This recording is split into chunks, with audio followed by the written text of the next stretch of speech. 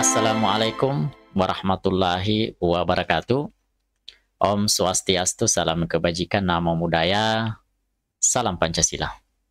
Baik, kita jumpa kembali persiapan untuk perkuliahan di semester ganjil ini bagi mahasiswa UT, Universitas Terbuka, untuk mata kuliah dasar-dasar matematika dan sains. Nama, alamat, serta alamat email, nomor HP saya cantumkan di LMS mahasiswa.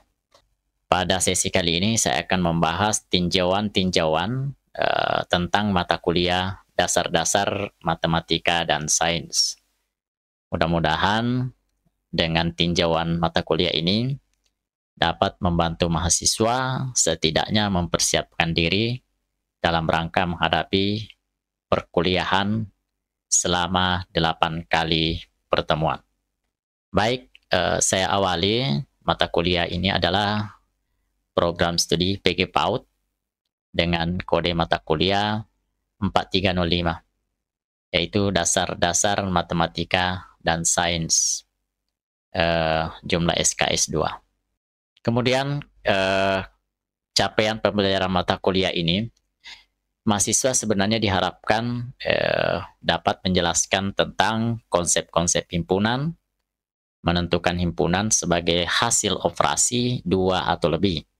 Kemudian mahasiswa juga mampu membedakan kalimat terbuka dan pernyataan, negasi, konjungsi, disjungsi, implikasi, biimplikasi, dan pernyataan majemuk dengan satu operasi atau lebih. Kemudian setelah itu mahasiswa juga mampu memeriksa kalimat yang termasuk kalimat majemuk, apakah itu tautologi, kontradiksi, maupun kontingensi. Kemudian mahasiswa juga mampu menentukan validasi sebuah argumen. Nah, selain itu, kita juga nanti akan diharapkan juga mahasiswa mampu menjelaskan keanekaragaman makhluk hidup, mengklasifikasi makhluk hidup yang ada di alam, menganalisis fenomena yang terjadi di alam, serta menjelaskan pengertian ilmiah kimia dan peranannya dalam kehidupan. Itulah capaian pembelajaran mata kuliah ini. Nah, adapun deskripsinya mungkin sudah tergambar dari tinjauan dari capaian pembelajaran mata kuliah. Di situ nanti kita akan membahas konsep himpunan, kemudian logika, serta yang berkaitan dengan sains, yaitu konsep makhluk hidup, struktur tubuh makhluk hidup, dan lain sebagainya. Nanti silahkan dibuka modulnya. Nah, kalau kita melihat peta konsep yang ada, bahwa dalam menerapkan konsep himpunan, dalam menyelesaikan masalah matematika maupun masalah sehari-hari, nanti kita menuju bagaimana memeriksa suatu pernyataan dan bagaimana nanti menarik kesimpulan dan menentukan validasi sebuah pernyataan. Nah, dari sini akan mampu membedakan kalimat terbuka dan pernyataan, negasi, konjungsi, disjungsi, implikasi, biimplikasi, dan pernyataan menyebut dengan satu operasi atau lebih.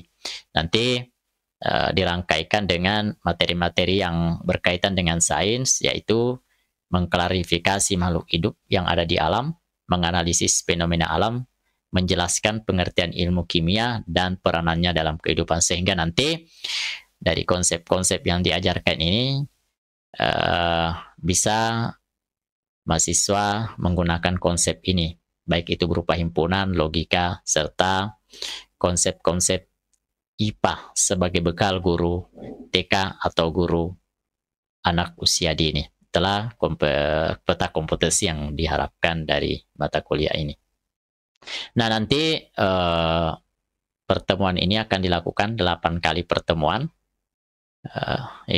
di mana untuk pertemuan pertama itu kita akan membahas tentang himpunan.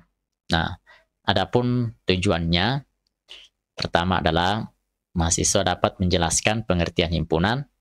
Kemudian yang kedua, mahasiswa dapat menyatakan himpunan dengan berbagai macam cara. Kemudian untuk pertemuan kedua,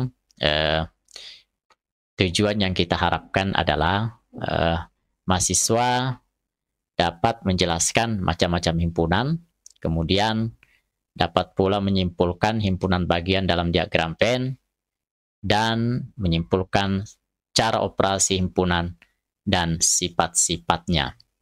Kemudian untuk pertemuan ketiga,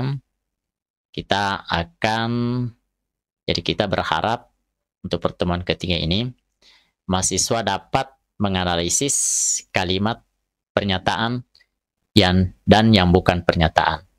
Kemudian diharapkan juga mahasiswa dapat menentukan nilai kebenaran suatu pernyataan. Kemudian mahasiswa dapat membedakan pernyataan tunggal dengan pernyataan menjebuk, serta mampu merumuskan suatu kalimat menjadi kalimat matematika. Itu untuk pertemuan ketiga. Kemudian untuk pertemuan keempat, diharapkan mahasiswa dapat menentukan suatu pernyataan menjebuk. Apakah dia merupakan tautologi, kontradiksi, atau kontingensi. Kemudian mahasiswa dapat pula menjelaskan antara implikasi, konvers, invers, dan kontraposisi. Serta mahasiswa juga diharapkan dapat menentukan konvers, invers, dan kontrapositif dalam suatu pernyataan implikasi. Kemudian mahasiswa juga di pertemuan keempat ini dapat menyimpulkan nilai kebenaran konvers, invers, dan kontrapositif, serta yang terakhir adalah menyimpulkan nilai kebenaran pernyataan berkuantor.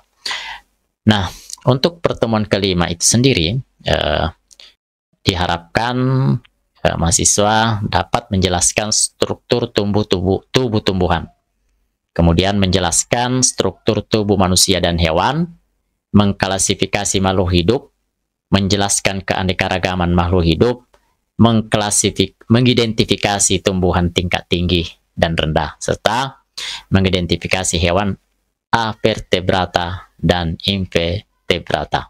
Itu pertemuan yang kelima. Sedangkan untuk pertemuan keenam, diharapkan mahasiswa dapat menganalisis terjadinya cahaya, kemudian menganalisis terjadinya petir, kemudian pertemuan 6 juga kita akan menganalisis terjadinya pelangi. Jadi itu adalah tujuannya. Kemudian mahasiswa juga diharapkan menganalisis terjadinya bunyi musik, kemudian menyimpulkan terjadinya warna, serta menyimpulkan terjadinya luar angkasa. Itu adalah pertemuan yang ke-6. Sedangkan untuk pertemuan ke-7, ini diharapkan mahasiswa dapat menjelaskan peran ilmu kimia dalam kehidupan manusia. Kemudian mahasiswa menyebutkan contoh bahan kimia yang terdapat di lingkungan. Kemudian mahasiswa juga dapat menganalisis perbedaan perubahan fisika dan kimia pada fenomena kehidupan sehari-hari, serta mengklasifikasi zat yang termasuk campuran, unsur, dan senyawa.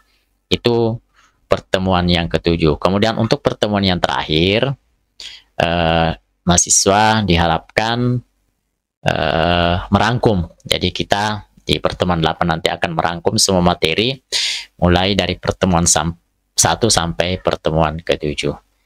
Itulah materi kita yang akan kita tutorialkan selama 8 kali pertemuan.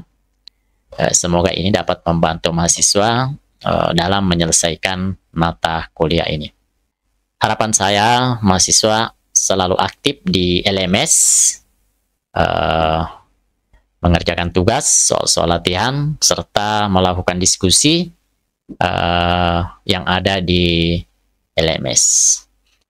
Saya akhiri sampai di sini. Semoga sukses dan mendapatkan nilai terbaik untuk mata kuliah dasar-dasar matematika dan sains. Saya akhiri. Assalamualaikum warahmatullahi wabarakatuh.